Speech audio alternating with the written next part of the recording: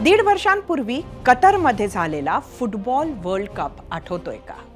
अर्जेंटिनानं तो world cup जिंकला, super striker Lionel मेस्सीच्या जोरावर. खरं तर अवघा वर्ल्ड कप पाहिला तर प्रत्येक संघाचं टार्गेट एकच होतं, ते म्हणजे मेस्सीला रोखण्याचं. आणि त्यासाठी वेगवेगळे चक्रव्यूह रचले.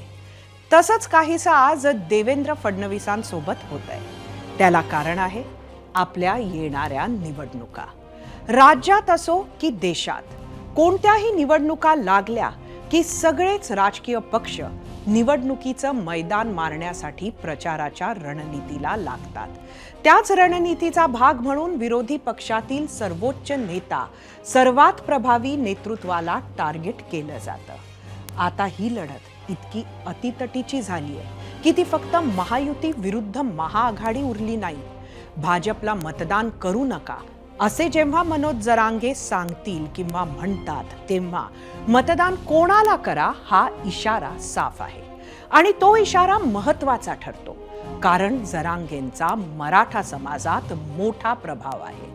तसेच राजकारणापासून स्वतःला दूर आहोत असे सांगणाऱ्या अनीसनं सुद्धा आता उघड बाजू निवडली आहे.